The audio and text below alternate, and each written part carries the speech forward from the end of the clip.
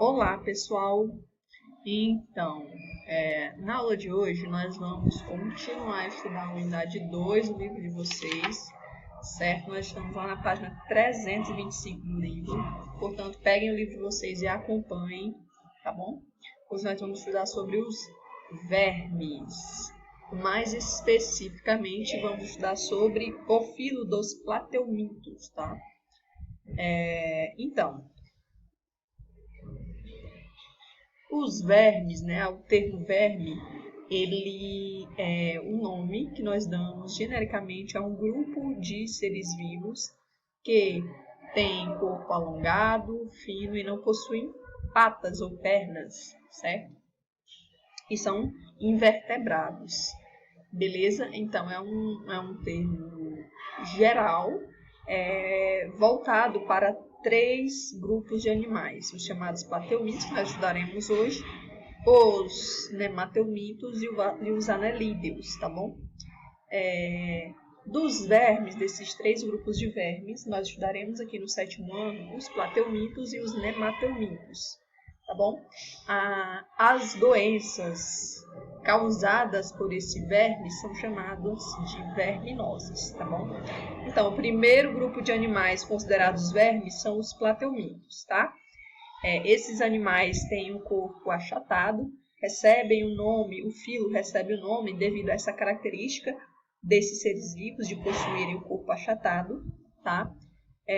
Tem em torno de 15 mil espécies, então uma grande variedade de seres vivos. Esses seres vivos geralmente têm como habitat ambientes aquáticos ou ambientes terrestres úmidos e muitos deles são parasitas de diversos animais, tá bom? Embora existam alguns que sejam de vida livre. Um dos exemplares mais conhecidos desse filo são as planárias, tá bom? Além das planárias, né, que possuem vida livre, são de vida livre. Nós também temos outros exemplares, que são as tênias e os esquistossomos. Aqui na imagem você pode ver uma planária, aqui uma tênia e aqui um esquistossomo, tá bom? Então, morfologia, aspectos corporais, características gerais destes seres vivos. Eles possuem simetria bilateral. Quer dizer isso, tia? Simetria bilateral é que eu posso dividir o corpo do animal, do ser vivo, e uma parte vai ser igual à outra, certo? Isso que quer dizer simetria bilateral. Então, por exemplo, no caso de uma planária, se eu dividir ela ao meio, né, da ponta da cabeça até a cauda, eu vou ter dois lados, né, duas partes que são iguais. Isso é que a gente chama de simetria bilateral. Outra característica do filo é que eles possuem tubo digestório incompleto, o que significa dizer que eles possuem apenas uma abertura no seu tubo digestório, que é a boca. Então, eles possuem boca, mas não possuem ânus, tá bom? Alguns nem possuem sistema digestório, né? Que são geralmente os que são parasitas, como é o caso das tênias, que absorvem seu alimento pela superfície do seu corpo, tá bom? Que mais? Esses seres vivos, eles eliminam as substâncias inúteis através de uma estrutura chamada de célula-flama, tá bom? Que é localizada na superfície do corpo, beleza? Então, a excreção, né, os restos alimentares ou os produtos do metabolismo desses animais são excretados através dessas estruturas chamadas de células-flamas. Além disso, eles possuem, no caso das planárias principalmente, né, eles possuem estruturas sensitivas que recebem o nome de ocelos, tá bom?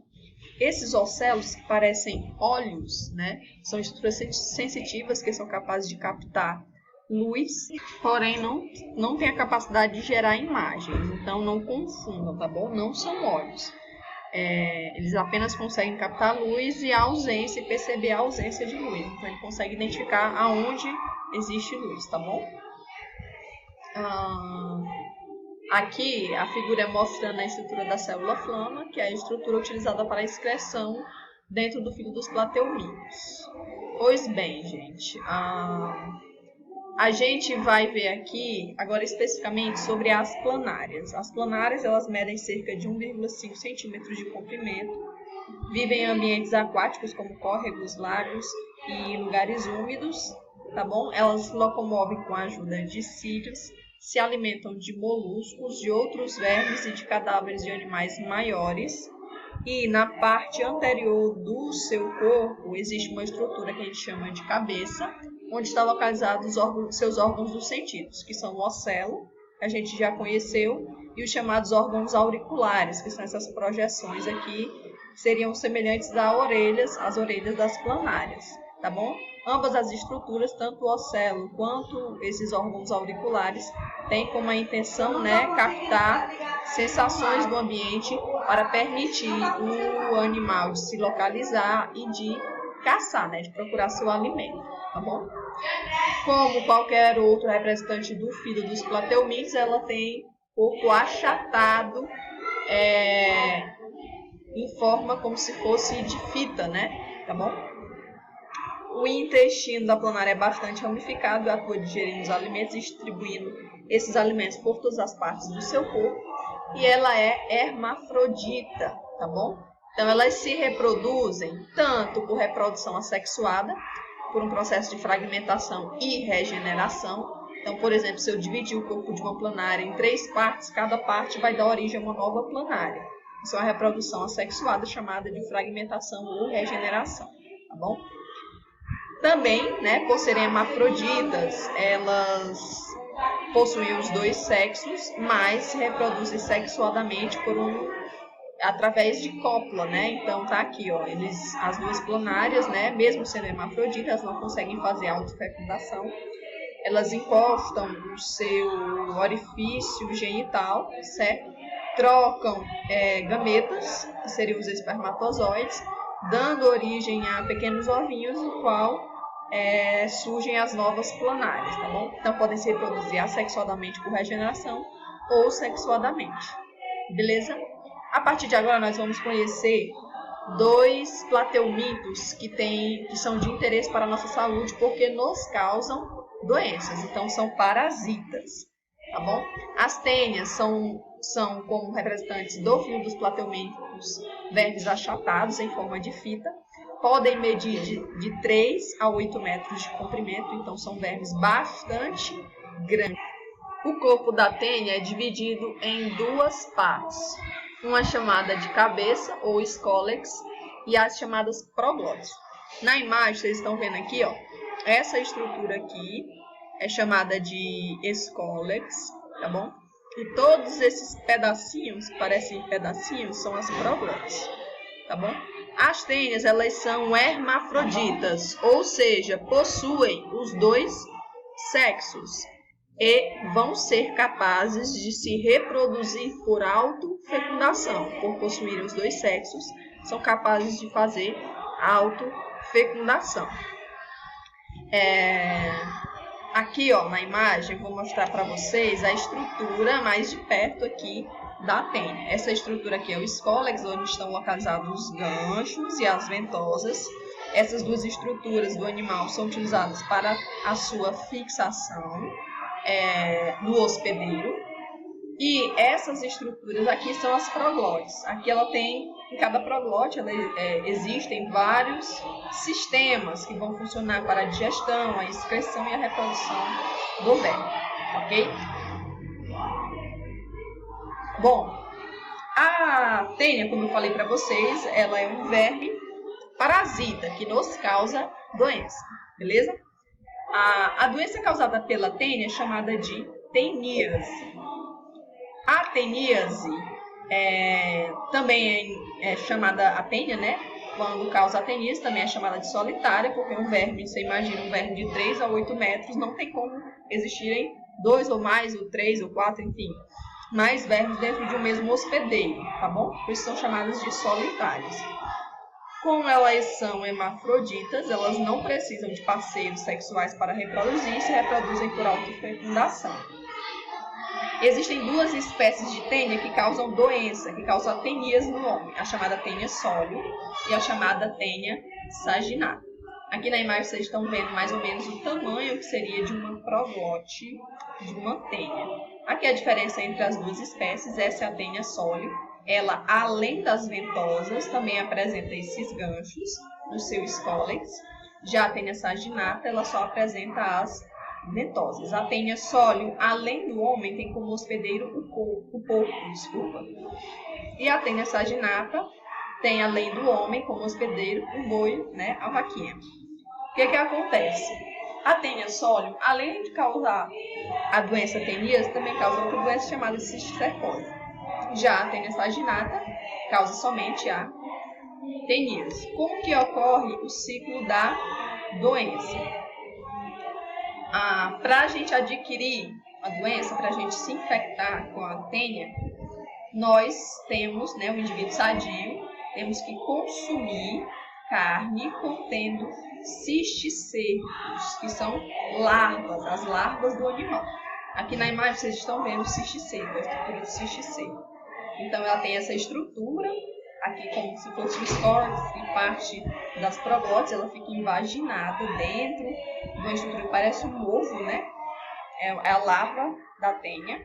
Essa larva, que é o cisticerco, ela fica presente na carne do animal. No caso do porco é a tênia sólida e no caso do boi seria a tênia saginata. Quando a gente consome carne contendo cisticercos mal cozida, esses cisticercos, essas larvas, ao chegarem no nosso intestino, vão liderar as tênias. Essas vão então crescer, reproduzir, dando então origem aos óvulos que serão liberados nas fezes. Detalhe, gente. Nas fezes são liberados os ovos, mas esses ovos são liberados com a proglote inteira. O que acontece? Quando a tênia faz a autofecundação, né, cria os ovos, a proglote passa a ser chamada de proglote grávida. Ela fica repleta de ovos e essa proglote grávida, com milhares de ovos, são liberados nas fezes. Essas fezes entrando em contato com a água, que pode ser utilizada para irrigação, por exemplo, do capim que a vaca vai comer, ou próximo de onde é criado porcos, esses animais podem consumir esses ovos, e esses ovos no corpo do boi ou do porco vai dar origem aos cisticercos que vão ficar lá na carne do animal, certo? E aí, ao o indivíduo sadio consumir essa carne contendo esses cisticercos, essa carne mal cozida, adquire novamente a doença. Conhecendo agora como a gente se infecta com a doença, é muito fácil compreender como a gente pode se prevenir, tá bom? Aqui eu trouxe para vocês os sintomas. Muitas vezes a doença é assintomática, você convive com o verme durante anos sem saber que possui o verme.